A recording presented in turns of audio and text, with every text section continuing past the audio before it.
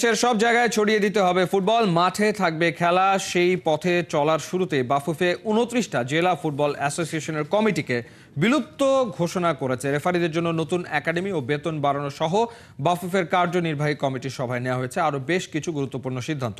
অর্ণব বাপি report.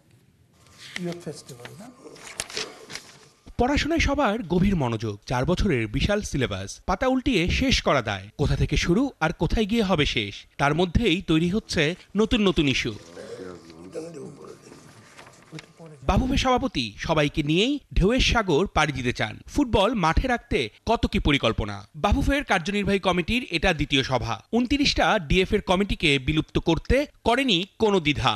Councillorship করেছে বিগত committee এবং বিগত তারা সবকিছু কনফার্ম করে দিয়ে গেছে।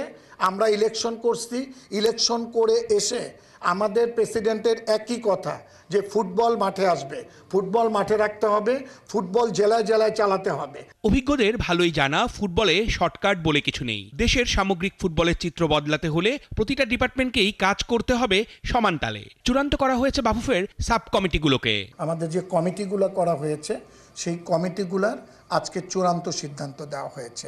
আমাদের ন্যাশনাল টিম ম্যানেজমেন্ট কমিটির চেয়ারম্যান, আমাদের বাফুফের সম্মানিত চেয়ারম্যান তাবিদ আউয়াল সাহেব, উনি নিজে ওনার হাতে এটা রেখেছেন। তবে এই ব্যাপারে আমাদের বলার কিছুই নাই, উনি এই ব্যাপারে সিদ্ধান্ত আমাদেরকে জানাবে। ফুটবল ম্যাচ পরিচালনার মতো গুরুত্বপূর্ণ কাজটা যারা করেন সেই রেফারিরাই এতদিন ছিলেন সবথেকে বেশি উপেক্ষিত। তাদের জন্য ফুটবল রেফারিজ একাডেমি গঠন করা সহ বাড়ানো হয়েছে সকল সুযোগ সুবিধা। ফুটবল রেফারিজ একাডেমি গঠন করা হবে এবং আমাদের রেফারিদের কিছু কনসেপ্ট ছিল, কিছু আবদার ছিল। সেই আবদারের পরিপ্রেক্ষিতে তাদেরকে